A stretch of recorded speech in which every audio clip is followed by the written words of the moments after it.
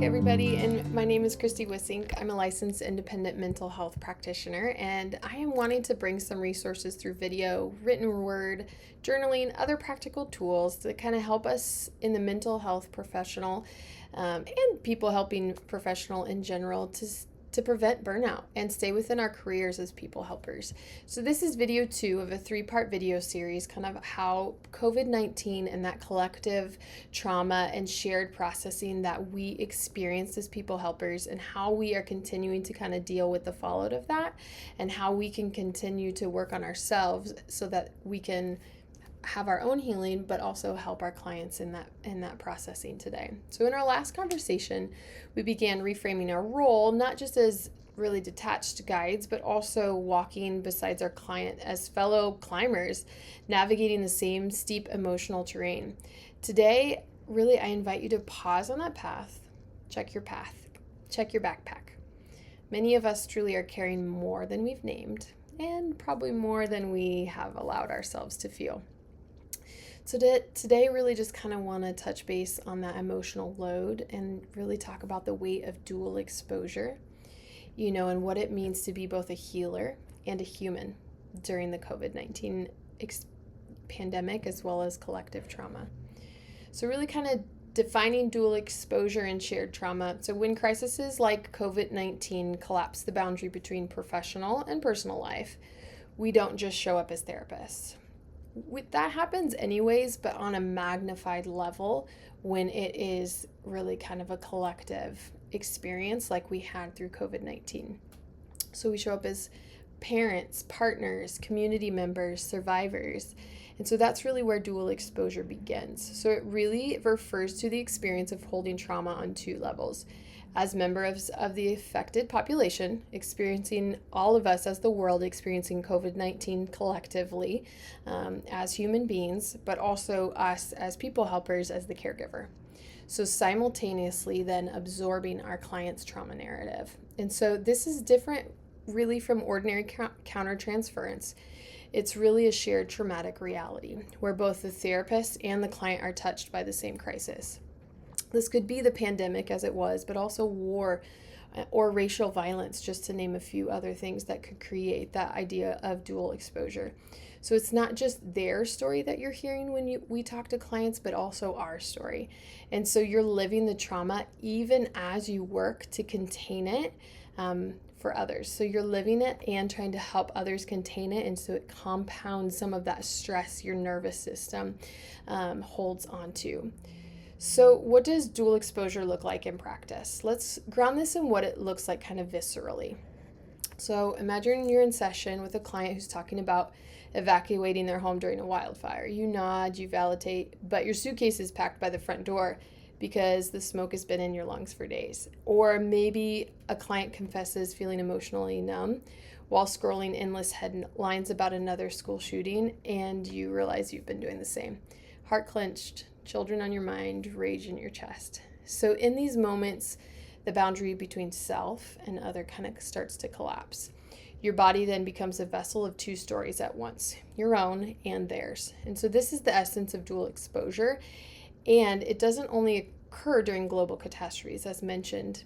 It can happen anytime in your life experiences mirrors your clients, but COVID-19 brought this onto a scale where all of us as people helpers, but humans, were also experiencing it. And so it just created this very unique situation where therapists were more susceptible now to burnout, compassion fatigue, potentially relapse if that's part of your story into the people helping world, and so there is somewhat of a cost. It can be, like I said, burnout, compassion fatigue, but then also quiet exit, just kind of leaving the career because it feels like too much. And part of helping handle that and deal with that is we need to name it. The data actually paints a sobering picture. Since 2020, clinicians have reported record levels of burnout, compassion fatigue, and emotional detachment.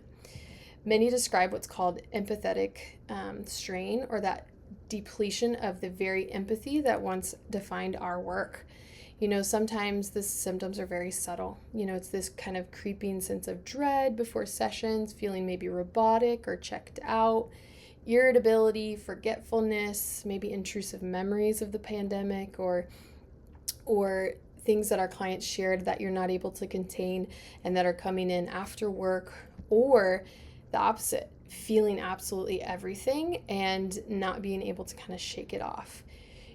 Others are more obvious. Clinicians reducing caseloads, taking extended leaves, or quietly even exiting the field. Burnout doesn't announce itself with flashing lights. It just kind of whispers, you can't do this anymore. But there's the paradox, right? A dual exposure also, while painful, can also create that connection and growth. It can be a source for that with our clients. When a client says, I feel alone in this, you've lived that same pain. You've been that loneliness. You've been cut off from loved ones and milestones. Your resonance with them is very real. You don't necessarily have to self-disclose, and we didn't, because we were there. We were in it. Your presence says it for you. I know this pain. I've stood in it too. We are here. And research actually supports this nuance. Found that clinicians navigating shared trauma sometimes experience post-traumatic growth, deeper insights, more authentic empathy, and even renewed purpose. But this is only possible when we process our own emotional response. When we ignore it, when we suppress, minimize, or bypass, it actually can become very heavy and toxic within our nervous systems. And I think as clinicians, sometimes we can get really good at the bypassing and just getting to the coping tool or getting to it without actually allowing it to work through our nervous system and re-regulate and pass through and release instead of just fixing it. So that's why awareness of this, naming it, isn't an optional thing. It's actually a protective thing against burnout. So maybe some practical awareness, building emotional literacy in real time. So how do we begin to care for ourselves in the midst of this kind of dual exposure? And we kind of had a jump in at the deep end moment with COVID-19, and some of us maybe are still working and reeling and trying to figure it out. And so I'm hoping that these videos and these journaling can help with some of that tools. And so I want you to maybe try starting to ask these questions or create them and make them your own, is asking yourself these regularly in session and after, kind of being mindful of how am I feeling? Where am I feeling this in my body? Is there a sense I'm carrying grief that isn't just my client's? Is this an echo emotion that is showing up? This emotion feels bigger than just sitting with them in the emotion. It feels like it's flooding you as well. Maybe what themes in my caseload right now are actually triggering my own personal experience. Is my energy draining faster than I'm able to replenish it? One tool that might be helpful is, and I know we all don't always have 5 minutes to journal in between sessions. So maybe even it's just a quick write down in your iPhone, or just a mental note even of like, what emotions did I notice in this session? Anything resonate personally that I just need to kind of parking lot, put over here and just check it back in with myself or others or a therapist if you have your own therapist, or even what do I need right now? Because it may be a little bit more intervention, doing a quick somatic relaxation technique to really reset and release in between clients so that you can have that long haul continue to have that long haul career like we all hope to have when we enter the people helping field. This really isn't about overanalyzing. It's just naming what's there before it snowballs. So really just kind of providing these protective practices, kind of grounding and guardrails for yourself. So maybe just some more strategies to help build resilience that aren't just bubble baths and self-care slogans and buy a candle, but maybe just some more evidence-based supports for clinicians navigating these dual exposures. So not just case consultations confrontation supervision, but reflective supervision can be really helpful for a lot of clinicians because it really creates space for emotional processing too. It normalizes vulnerability in the therapeutic role. It's not having your own, it's a little bit different than having your own therapist because it is helping you kind of process what's being activated by your clients and how can you release that so that you're not continuing to take that into your caseload with your clients in the future. Peer support groups can also provide that. Connect with colleagues who understand emotional terrain. Shared language reduces isolation and provides those mirror moments for self-awareness for us as clinicians. Mindfulness kind of has gotten a little bit of influencer. Sometimes it's like roll your eyes at mindfulness, but there's a lot of research out there about mindfulness-based stress reduction. It really has been shown to reduce burnout, increase emotional regulation, and helping professionals. And even just short daily practices can recalibrate your nervous system.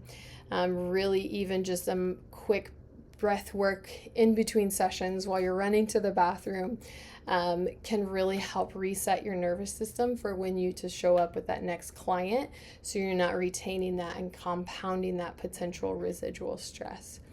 Boundary rituals have been found to be very helpful, kind of creating symbolic transitions between work and life.